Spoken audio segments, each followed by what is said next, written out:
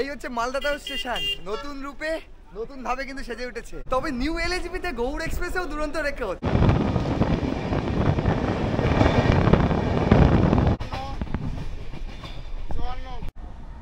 এই হচ্ছে আরএসি সিটের যন্ত্রণা, না এপাশ হতে পারছি না ওপাশ হতে পারছি।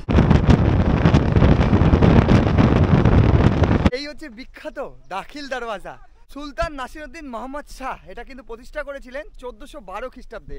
এই 22 গজ দেওয়ালের কিছুটা অংশাবশেষই এখন পড়ে রয়েছে। তবে এই গৌড় দুর্গের চারপাশ থেকে কিন্তু এরকম দেওয়াল দেওয়া ছিল। মালদা আরো একটি কারণে বিখ্যাত, রামকেলির মেলা, তুগলকি স্থাপত্যের নিদর্শন, আর তারই সাথে এই পুরো মিনারে রয়েছে টেরাকোটার কাজ। এটাই হচ্ছে ফিরোজ মিনার, বিখ্যাত ফিরোজ মিনার। বলে ও বলে রে ঘর বাড়ি ভালা নাই আমার, লোকে বলে ও বলে রে ঘর বাড়ি ভালা নাই আমার, কি ঘর বানাই মু আমি শূন্যের মাঝার, লোকে বলে ও বলে রে ঘর বাড়ি ভালা নাই আমার।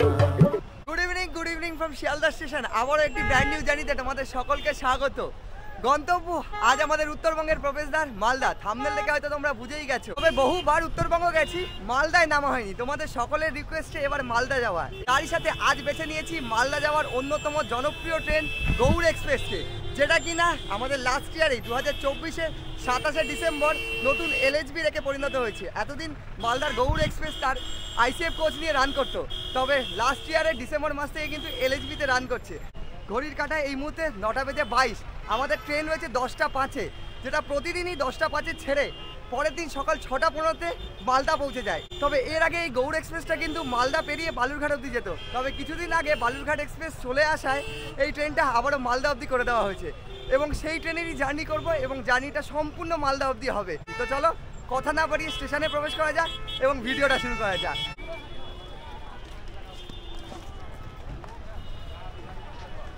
সময় 9:26 প্রবেশ করে গেলাম শিয়ালদা স্টেশনে। এবার দেখা যাক আমাদের গৌড় এক্সপ্রেস আজ কত নম্বর প্ল্যাটফর্মে দিয়েছে। মূলত 13 নম্বর প্ল্যাটফর্মেই দিয়ে থাকে, আর 12তে আই থিঙ্ক দাঁড়িয়ে আছে এই মুহূর্তে দার্জিলিং মেল, ঐতিহ্যবাহী দার্জিলিং মেল। এই হচ্ছে 12 নম্বর প্ল্যাটফর্ম। যেমনটা বলছিলাম, ঐতিহ্যবাহী দার্জিলিং মেল দাঁড়িয়ে আছে 12 নম্বরে, আর আমরা যাবো 13 নম্বরে।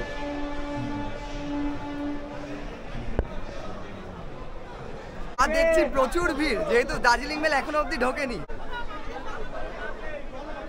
আমি ঢুকে গেছিলাম 13 নম্বর প্ল্যাটফর্মে, তবে একটু কনফিউশন হয়ে গেছিল, যেহেতু এতবার দার্জিলিং মেল এবং উত্তরবঙ্গে যাওয়া মানেই 12 নম্বর প্ল্যাটফর্ম। আমাদের আজ গৌড় এক্সপ্রেস দিয়েছে 14 নম্বর প্ল্যাটফর্মে। এই হচ্ছে 14 নম্বর প্ল্যাটফর্ম।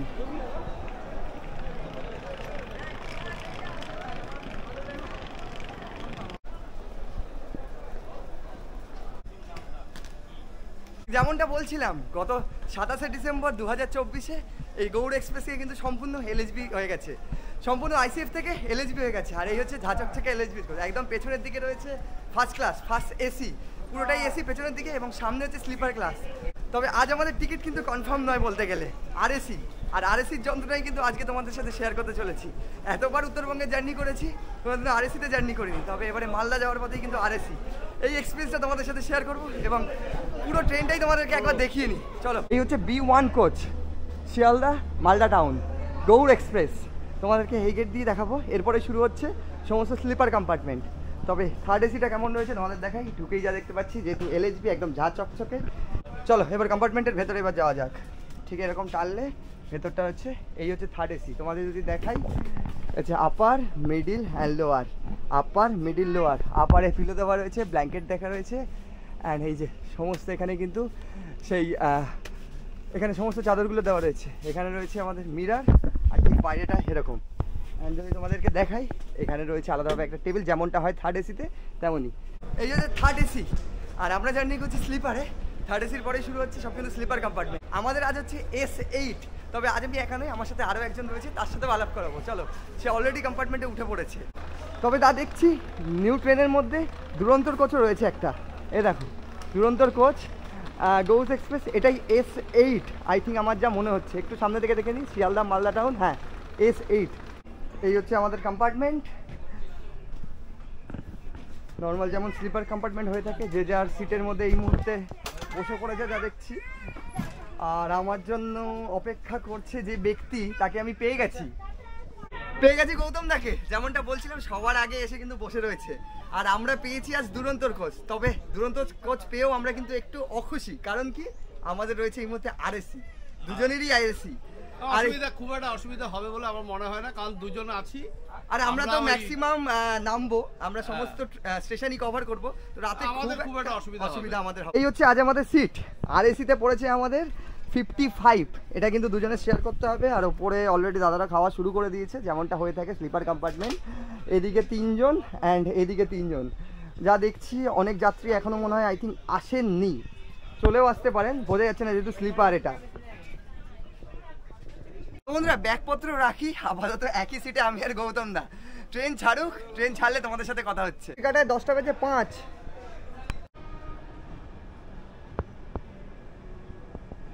ঠিক সঠিক সময় আমাদের ট্রেন ছেড়ে দিল গৌড় এক্সপ্রেস। তোমাদের জানিয়ে রেখে দিই 2024 অবধি কিন্তু, তোমাদের জানিয়ে রেখে দিই 2024 সাল পর্যন্ত এই গৌড় এক্সপ্রেস কিন্তু 10:15 ছাড়তো। আর দার্জিলিং মেল ছিল আমাদের 10:05। এই দুটো টাইমিংকে চেঞ্জ করা হয়েছে। গৌড় এক্সপ্রেস 10:05 এবং এই মুহূর্তে তোমরা যারা দার্জিলিং মেলে সফর করতে চলেছো তাদের জানিয়ে রাখি দার্জিলিং মেল হয়ে গেছে 10:15। আর আমাদের প্রথম হল্ট হচ্ছে এই ট্রেনের বিধাননগর, মানে আমার হোম স্টেশন।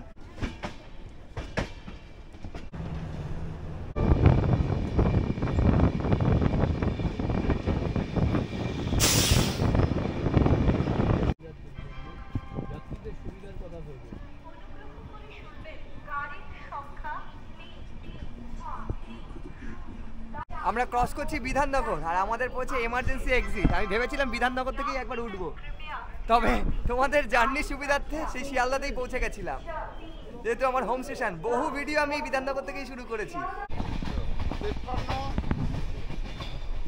বিধাননগর ক্রস করতেই কিন্তু টিটি সাহেব চলে এসছে, টিকিট চেক কিন্তু হচ্ছে।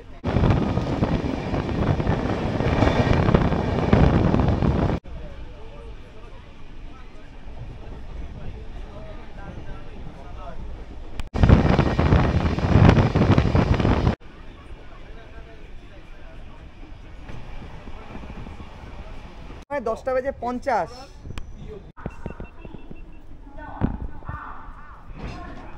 ঠিক সঠিক সময়ে আমাদের ট্রেন এসে পৌঁছলো নৈহাটিতে 10:50। আর এখানে আমাদের 3 মিনিটের হল্ট রয়েছে। 10:53-তে ছাড়ার কথা।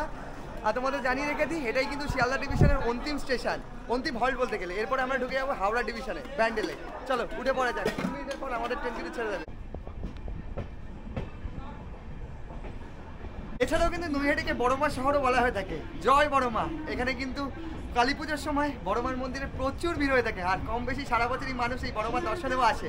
তোমরা অনেকেই রিকোয়েস্ট করেছো যে বড়মার মন্দিরের একটা ভিডিও করার, চেষ্টা করবে এবছরে বড়মার একটা ভিডিও দেওয়ারও।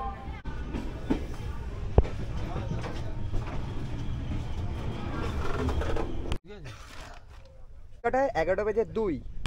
গৌতম দা এই মুহূর্তে প্লেট রেডি করছে। আজকের আমাদের খাবার কিন্তু গৌতম দাই নিয়ে এসছে, আর পুরোপুরি যা দেখতে পাচ্ছি হোমমেড, মানে বৌদি রেডি করেছে, তাই তো গৌতম দা? একদম একদম। কি কি রয়েছে একটু বলো, আমি তো নিজেই জানি না। এখন তো ফ্রাইড রাইস দেখতে পাচ্ছি। ফ্রাইড রাইস, তার সাথে হচ্ছে মেথি চিকেন। ও হো হো হো হো, একটু দেখি চিকেনটা। দেখো শুধু লেগ পিস, মেথি চিকেন। রাতের ট্রেন জার্নি, তার সাথে জমিয়ে কষিয়ে খাওয়া দাওয়া, তারপর আবার গৌতম দা নিয়ে এসছে আজকে স্পেশাল ট্রিট বলতে গেলে। গৌতম দা এটা কি সেই লোকাল ট্রেনের ট্রিটটা নাকি? একদম, মানে যেহেতু লাস্ট গৌতম দা করে এসছে লোকাল ট্রেনে দার্জিলিং, সুপার ডুপার হিট বলতে গেলে এই মুহূর্তে। ফ্রাইড রাইস আর মেথি চিকেন।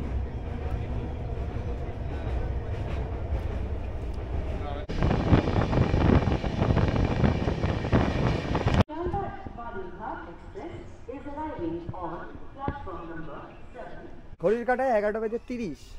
খাওয়া দাওয়াটা সারছিলাম, তার মাঝেই আমাদের ট্রেন এসে দাঁড়ালো ব্যান্ডেলে। আর এই মুহূর্তে ব্যান্ডেলে আমাদের ট্রেন বিফোর। আর ট্রেন আমাদের এই মুহূর্তে 5 নম্বর প্ল্যাটফর্মে দাঁড়িয়েছে, আর 5 মিনিটের হল্ট রয়েছে। এরপরে ঢুকে যাচ্ছে আমাদের ট্রেন কিন্তু বর্ধমান। চলো উঠে পড়ে যাক।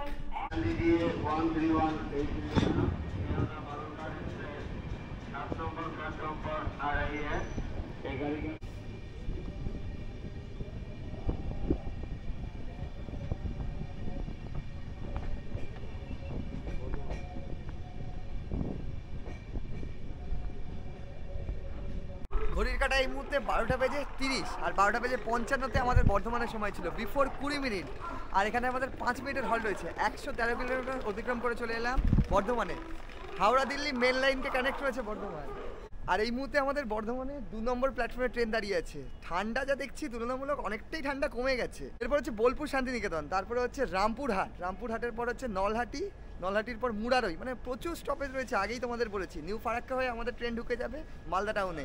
তবে এরপরে শুয়ে পড়তে হবে, কম্পার্টমেন্টে সকলেই শুয়ে পড়েছে। আর সিকিউরিটির একটা ব্যাপার রয়েছে, কিন্তু ফুল সিকিউরিটি বলতে গেলে এই মুহূর্তে রাতে ট্রেন বলে কথা। আর উত্তরবঙ্গের সাথে কানেক্টেড, মানে মালদা উত্তরবঙ্গের এক কথায় প্রবেশদ্বার যাকে বলা চলে।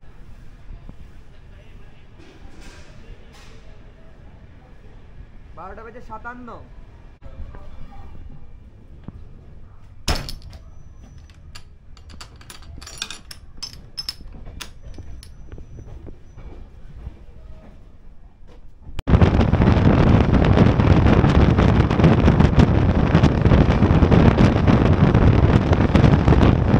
ঘড়ির কাঁটায় 2:18।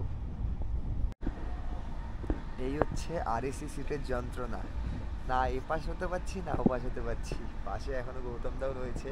লাইটটা আমরা একদমই হালকা সামান্য সামান্য নিয়ে নিচ্ছি। সকলেই ঘুমিয়ে পড়েছে, অনেকেই নাক ডেকে ঘুমোচ্ছে, তবে আমাদের ঘুম আর হচ্ছে না। আরএসিতে কি জ্বালা সেটা বুঝতে পারছি ফার্স্ট টাইম।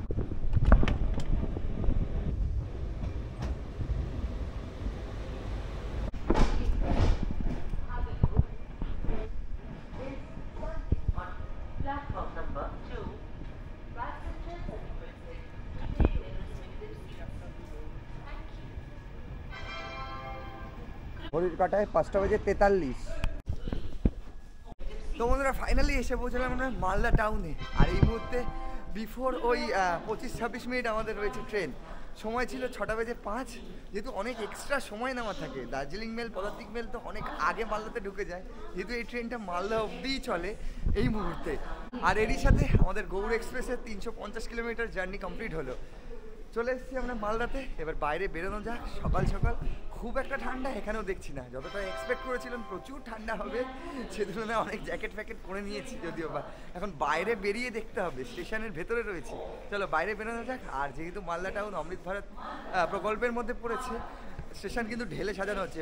যা দেখছিলাম বাইরেটাও আই থিঙ্ক অনেকটা রেডি হয়ে গেছে, সেটাও তোমাদের সাথে শেয়ার করি। হচ্ছে এক্সিট, এটা হচ্ছে নতুন স্টেশনের এক্সিট পয়েন্ট। যা দেখতে পাচ্ছি সকাল সকাল প্রচুর যাত্রী যেমনটা হয়ে থাকে স্টেশনে শুয়ে রয়েছে। আর এখান থেকেই আমাদের বাইরে বেরোতে হবে।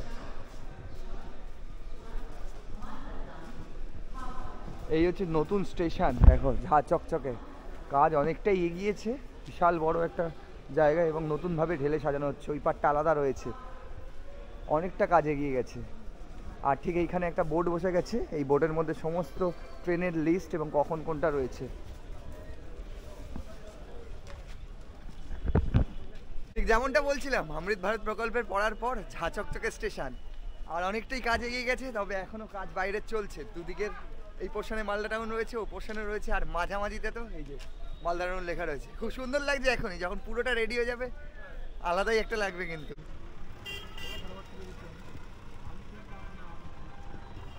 আমরা যেহেতু সকাল সকাল পৌঁছে গেছি মালদাতে, আর এই মুহূর্তে 6টাও বাজেনি, তো ওইদিকে তো অটো স্ট্যান্ড রয়েছে, টোটো স্ট্যান্ডও রয়েছে। তবে আমরা এই মুহূর্তে চলে যাচ্ছি মালদার রথবাড়িতে। সেখান থেকেই কিন্তু আমরা অটো করে ঘুরবো। এখান থেকে টোটো করে রথবাড়ি ভাড়া হচ্ছে 10 টাকা, সেই টোটোতে উঠে পড়ছি।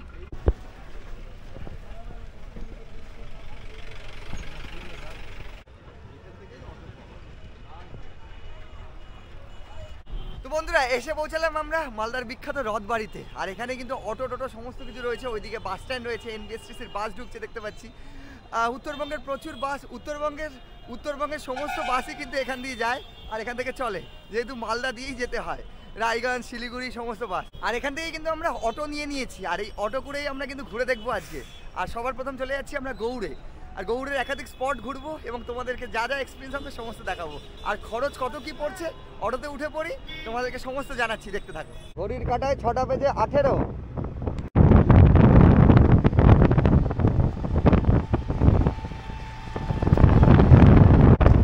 ভালোই ঠান্ডা লাগছে এখন অটো যখন চলছে। আর এখান থেকে গৌড় মালদা ওই 25 কিলোমিটার। আমরা অটোতে রয়েছি। সময় লাগবে দাদা বলছি মোটামুটি কতক্ষণ লাগবে দাদা? সময় লাগবে 40 মিনিট মতো। আর ধীরে ধীরে ভোরের আলো ফুটছে, চারিদিকে কুয়াশা যা দেখছি, সূর্যের সোনালি আমা। সকাল সকাল দুর্দান্ত অভিজ্ঞতা, কিন্তু শীতকালে সকাল বলে কথা।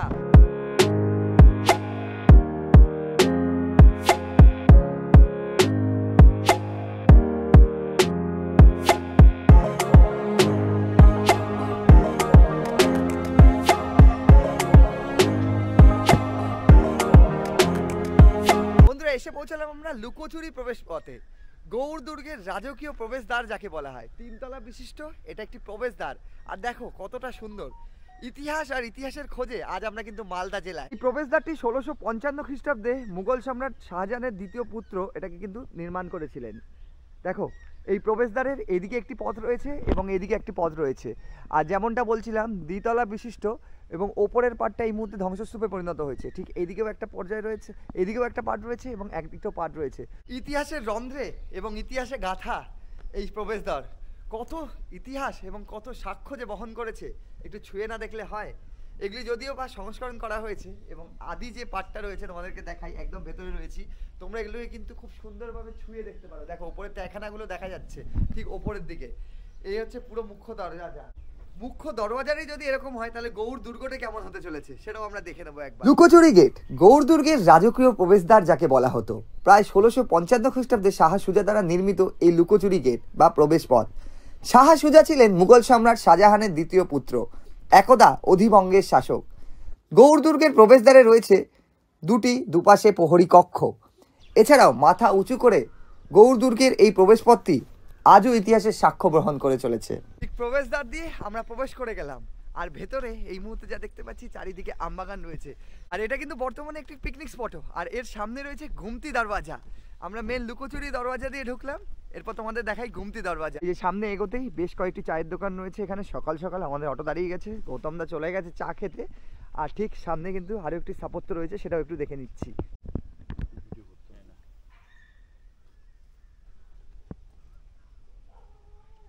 সকাল সকাল গৌড় মালদা ভ্রমণ হচ্ছে, তার সাথে 1 কাপ চায় চুমুক। মাটির ভারে এরকম ফগি ওয়েদারে চা খাওয়ার মজাই আলাদা। আর একাধিক স্পট রয়েছে এখানে, কিন্তু কোন দিকে যাব আমরা নিজেরাই কনফিউজ। মালদা জেলা বিখ্যাত আমের জন্য, আর সেই আম বাগানের মাঝখান থেকেই আমরা কিন্তু এখন হেঁটে যাচ্ছি গুমতি দরওয়াজার দিকে। আর যদি আমের সময় আসতাম তাহলে কিন্তু এই আম গাছগুলোতে পুরো আমে ভর্তি থাকতো, এর দৃশ্যটা আলাদাই হতো। তবে এই মুহূর্তে শীতকাল, ফগি ওয়েদার। এই হচ্ছে চিকা মস্কো মানে মসজিদ। তোমাদেরকে দেখাই, গুমতি দরওয়াজার আগে এরকম তোমরা মস্কো পেয়ে যাবে একটা।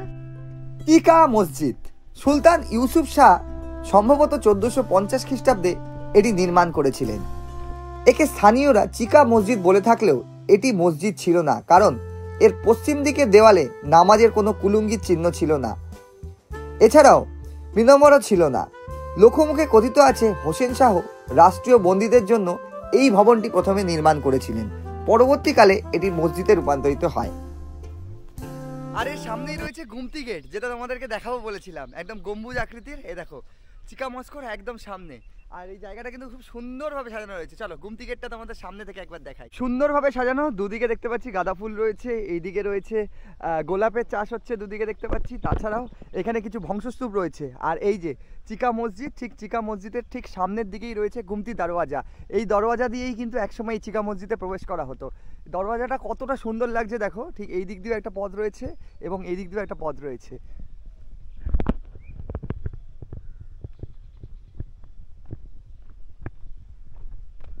দেওয়ালে খোদাই করা যে কারুকার্যগুলো এবং রং করা নকশিগুলো দেখো শুধু একবার, বোঝাই যাচ্ছে যে তৎকালীন সময়ের কতটা স্থাপত্য শৈলী ছিল। দেখো আমাদের জানিয়ে রেখে দিই, এটাও কিন্তু গৌড় দুর্গেরই একটি দরজা। এটা পূর্বের দরওয়াজা, গুমতি দরওয়াজা। আর তোমাদেরকে দেখাই, এখানে তৎকালীন সময়ের একটি পাথর রয়েছে। এই যে এই পাথরটাতে পুরো কারুকার্য করা হয়েছে, নকশি করা রয়েছে, এখন সেই সময়কার। এবং তোমরা এলে কিন্তু এগুলোকে ছুঁয়ে দেখতে পাবে। ইতিহাস মানে ছুঁয়ে দেখতে কার না ভালো লাগে। আর আমার মতো পাবলিকের তো মানে তোমাদেরকে কি বলবো, প্রকাশ করতে পারবো না। একটা পিলার, আর এই পিলারটাকে দেখো কত সুন্দরভাবে খোদাই করা হয়েছে। সম্পূর্ণ পাথর কেটে এই পিলারটাকে রেডি করা হয়েছে। দেখো বন্ধুরা, এসে পৌঁছালাম আমরা 22 গজি ওয়ালে। জাস্ট ওয়ালটা দেখো। সুলতান নাসিরউদ্দিন মোহাম্মদ শাহ এটা কিন্তু প্রতিষ্ঠা করেছিলেন 1412 খ্রিস্টাব্দে। আর 22 গজি ওয়ালটা হচ্ছে পুরো গৌড় দুর্গে ঘেরা। আর যদি তোমাদেরকে বলি, এর নিচের দিকটা চওড়া আর উপরের দিকটা কিন্তু সরু। তোমাদেরকে না দেখালে বুঝতে পারবে না, তোমাদেরকে দেখাই এবং তার সাথে জানাই। ওয়ালটা দেখো, নিচে 15 ফিট আর ধীরে ধীরে সরু হতে হতে ওপরে কিন্তু 9 ফিটে গিয়ে ঠেকেছে, মানে ডিক্রিজ হয়েছে।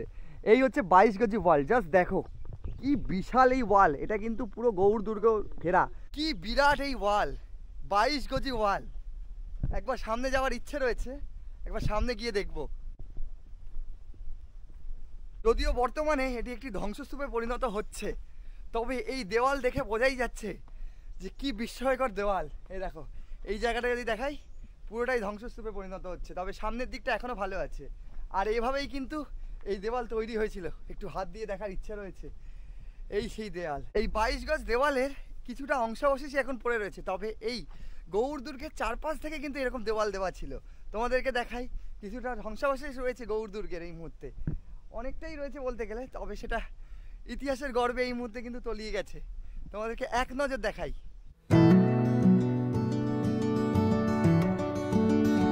এই সেই জায়গা, তবে ইতিহাসের অনেক কিছুই আমাদের অজানা। তবে যা দেখে মনে হচ্ছে এখানে একটা কিন্তু দুর্গ ছিল, হতে পারে সেই দুর্গটাই, মানে গৌড় দুর্গ যাকে বলা হচ্ছে। তবে আমার জানা নেই, দেখে যা দেখছি খুব সুন্দর, দারুণ।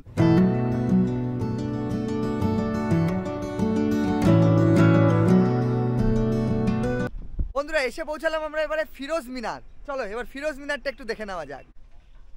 ফিরোজ মিনার নামটির সাথে শাহ ফিরোজের নাম যুক্ত রয়েছে, তবে হাবশি বংশের সুলতান সৈফুদ্দিন এটি নির্মাণ করেছিলেন। এই মিনারটি যুদ্ধক্ষেত্রে ফিরোজ শাহের বিজয়ী স্তম্ভ বলা যেতে পারে, তবে ফিরোজ শাহ চেয়েছিলেন এই মিনারটির উচ্চতা আরও বেশি করতে। এই ফিরোজ মিনারটি তুগলকি স্থাপত্যের নিদর্শন বলতে গেলে, আর 5 তলা বিশিষ্ট। তোমাদের যদি দেখাই 1 2 3 4 5, ওই দেখো, আগে এখানে উঠতে দেওয়া হতো, তবে কালক্রমে আর ওপরে উঠতে দেওয়া হয় না।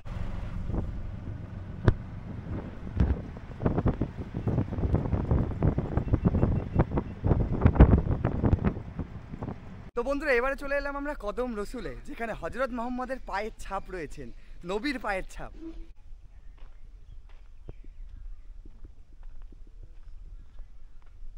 আর এই যে ঘরটা দেখা যাচ্ছে, এটা হচ্ছে ফতে খানের সমাধি।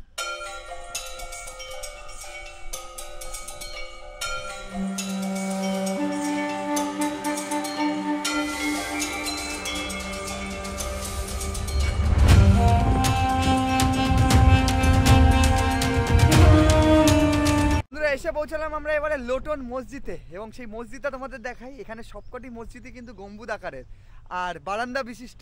একদা এক সময় ছিল, যদিও তার নিদর্শন আমরা দেখতে পাচ্ছি সামনেই, তোমাদেরকে দেখাই। লোটন মসজিদ গৌড় দুর্গকে কেন্দ্র করে বর্তমানে গৌড়ের অন্যতম আকর্ষণের কেন্দ্রবিন্দু। এটি মূলত 1475 খ্রিস্টাব্দে ইলিয়াস শাহের রাজত্বে সুলতান ইউসুফ শাহ দ্বারা নির্মিত হয়েছিল। ইট দিয়ে নির্মিত স্থাপত্যটি লক্ষ্য করলে দেখা যায় তৎকালীন সময়ের বহু শিল্পশৈলী এই গম্বুজে রয়েছে। এটি একটি বর্তমানে ইবাদতখানা। ভিতরে প্রবেশ করার অনুমতি রয়েছে, তবে মসজিদের ভেতরে প্রবেশ করলেই ইতিহাস ও ইতিহাসের সাক্ষ্য আপনাদেরকে আমন্ত্রণ করবেই। লোটন মসজিদের পরে আমরা এসে পৌঁছেছিলাম তাঁতিপাড়া মসজিদে। তাঁতিপাড়া মসজিদ মূলত তাঁতি শ্রেণীর কোয়ার্টারভুক্ত। 1480 খ্রিস্টাব্দে বিশ্বনাথ খাঁ দ্বারা নির্মিত এই স্থাপত্যটি বর্তমানে প্রায় ধ্বংসস্তূপে পরিণত হলেও এর অংশ এবং অংশবিশেষ ভ্রমণ পিপাসুদের বিশেষ আকর্ষণের কেন্দ্রবিন্দু।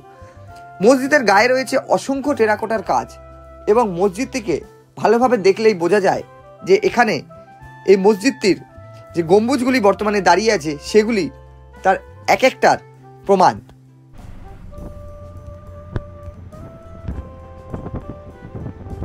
এই মালদা শহর জুড়ে প্রচুর মসজিদ রয়েছে। এবার আমরা চলেছি বড়সোনা মসজিদের দিকে, মানে বোঝাই যাচ্ছে যে এটা বড় মসজিদ একটা। গৌরাঙ্গ মসজিদ আমরা বাড়িয়ে যাচ্ছি।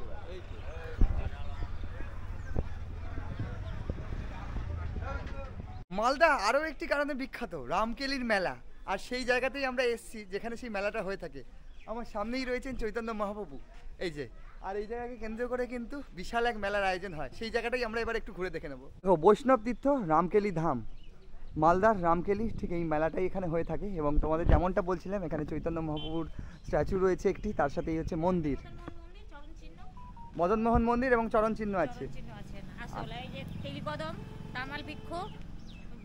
60টা কুণ্ড এখানেও আছে। 60 কুণ্ড এখানে আছে, আচ্ছা।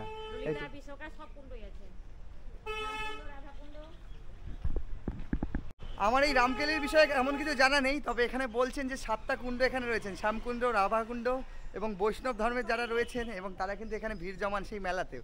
একটু ঘুরে দেখে নিই যদি। এই যে মদন মোহনজির মন্দির, ঠিক এই প্রান্তে, এখানে যেতে হবে।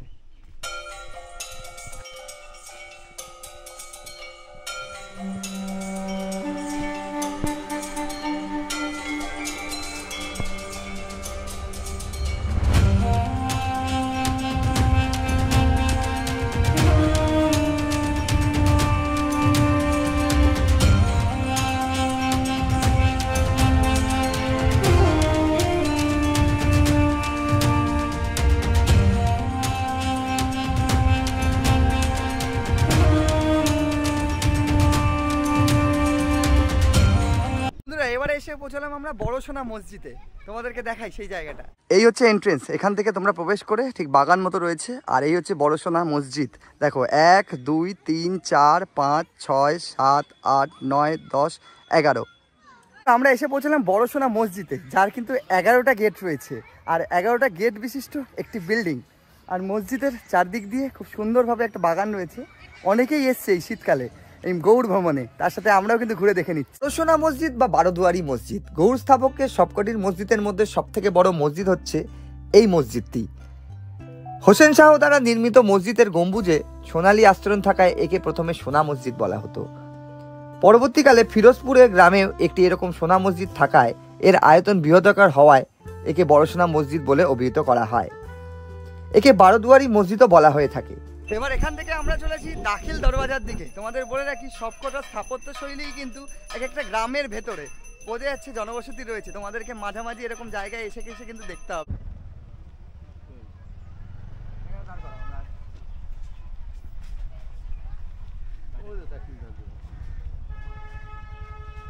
আর এখানে যা দেখতে পাচ্ছি প্রচুর বাসপাটি, যেহেতু শীতকাল আর সানডে পিকনিকের মরশুম, পিকনিক জমিয়ে হচ্ছে। চলো দেখে আসা যাক দাখিল দরওয়াজা।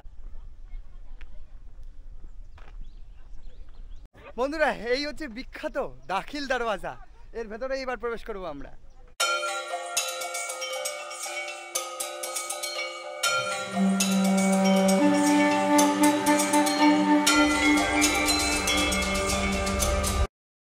এক কথায় এ এক বিশাল সাম্রাজ্য, আর বিশাল সাম্রাজ্য ছড়িয়ে রয়েছে এখনো, যার ধ্বংসাবশেষ এবং স্মৃতি, যার ধ্বংসাবশেষগুলোই কিন্তু এই মুহূর্তে আমরা ঘুরে ঘুরে দেখছি। ঘড়ির কাঁটায় 11টা বেজে 2। বন্ধুরা ঘুরে ঘাড়ে আবারও চলে এলাম আমরা রথবাড়িতে, আর আমাদের সাথে ছিল এই দাদা টুলুদা। এই টুলুদার অটোতেই কিন্তু আমরা গৌড় ঘুরে দেখলাম। তোমরা চাইলে এই টুলুদার অটোতে করে ঘুরে দেখতে পারো, এবং তোমাদের নম্বরও দিয়ে দিলাম, সেই নম্বরে কল করে তোমরা ঘুরে নিতে পারো। আমরা সেই সকাল 6টায় শুরু করেছিলাম আর 11টার মধ্যে কমপ্লিট করে নিলাম, তবে তোমরা এর পরেও শুরু করতে পারো। আর একটা ব্যাপার তোমাদের জানিয়ে দিই, যে জায়গাগুলো আমরা ভিজিট করলাম সবগুলোই কিন্তু ওই 8টার পরে খোলে, সব লক ছিল, তো সেই জন্য আমাদের বেশ কিছুক্ষণ দাঁড়াতেও হয়েছিল। আর এবারে তোমাদের একটু খরচের ব্যাপারটাও বলে দিই। টুলুদার সাথেই আমরা ঘুরলাম, আমরা সারাদিনের চুক্তি করিনি, যদিও বা আমরা কয়েকটা স্পট যেগুলো দেখবো ভেবেছিলাম সেই জন্য চুক্তি করেছিলাম। টুলুদা আমাদের ঘুরিয়ে দেখালো, আর আমাদের পড়লো কিন্তু 500 টাকা, আমরা দুজন ছিলাম। তবে তোমরা যদি সারাদিনের প্ল্যান করে আসো সেক্ষেত্রে কিন্তু তোমরা টুলুদার সাথে কথা বলে নিতে পারো। সেক্ষেত্রে টুলুদা কত পড়তে পারে? 600 থেকে 700-র মধ্যে। 800।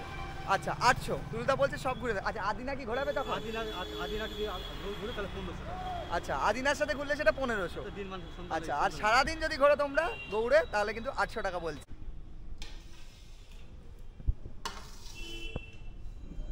বন্ধুরা এবারে পালা দুপুরের খাওয়াটা সেরে নেওয়ার। তবে মালদাতে রয়েছি, রথবাড়িতে ছিলাম। অনেকে জিজ্ঞাসা করার পর অনেকেই আমাদের সাজেস্ট করলো রাজ হোটেলে, মালদার বহু পুরনো হোটেল যা দেখে মনে হচ্ছে আমার। আর সেখানেই আমরা চলে এসেছি এবং দুপুরের খাওয়াটা সেরে নিচ্ছি। এখানে আমরা নিরামিষ থালি নিয়েছি, তার সাথে আমরা নিয়েছি দেশি কাতলা। কি কি রয়েছে নিরামিষ থালিতে একবার দেখিয়ে দিই। এই হচ্ছে আমাদের আজকের দুপুরের খাবার, একদম শাল পাতায় রয়েছে। রাইস রয়েছে এইদিকে, বেগুন ভাজা সঙ্গে ঝুরঝুরে আলু ভাজা, এদিকে একটা রয়েছে ঘ্যাট মানে ঘন্ট, সঙ্গে এই দেখো এখানে হচ্ছে ডাল, চাটনি রয়েছে, আর যেমনটা বলছিলাম দেশি কাতলা, এ দেখো লাল লাল ঝাল ঝাল 2 পিস রয়েছে এই মুহূর্তে, আর সঙ্গে লেবু আর পেঁয়াজ। তো বন্ধুরা এই নিয়েই দুপুরের খাবারটা আমরা সেরে নিচ্ছি, কারণ সকালে ব্রেকফাস্ট সারা হয়নি, প্রচণ্ড জোরে খিদে পেয়েছে। খাওয়া দাওয়া সেরে নিই, খাওয়া দাওয়ার পর তোমাদেরকে জানাচ্ছি রাজ হোটেলের খাওয়ার এক্সপিরিয়েন্স। খাওয়া দাওয়া কমপ্লিট, খাওয়া দাওয়া নিয়ে কোনো কথা হবে না, সত্যিই খাওয়া দাওয়া ভালো। আর তার থেকে বড় ব্যাপার 60 ইয়ার্স ওল্ড, জানলাম আমরা, আগে জানতাম না। ঘড়ির কাঁটায় 1টা বেজে 15। 1 2 3 6 4 হলদিবাড়ি সুপারফাস্ট এক্সপ্রেস এসে পৌঁছালো মালদা টাউনের 1 নম্বর প্ল্যাটফর্মে। বন্ধুরা ফাইনালি আমাদের হলদিবাড়ি সুপারফাস্ট এসে গেছে, আর এই ট্রেনে করেই আমরা আবারও ফিরে যাচ্ছি কলকাতাতে। ওই 7:44 সময় রয়েছে আমাদের। আপাতত পর্বটা এখানেই শেষ করছি। কেমন লাগলো ভিডিওটা অবশ্যই কমেন্ট করো। ভিডিওটা ভালো লাগলে লাইক করতে পারো, চ্যানেলটাকে সাবস্ক্রাইব করতে পারো। আর তোমরা যারা গৌড় প্ল্যান করছো ঝটপট এসে গৌড় কিন্তু ঘুরে নাও, শীতকাল প্রায় শেষের দিকেই অলমোস্ট।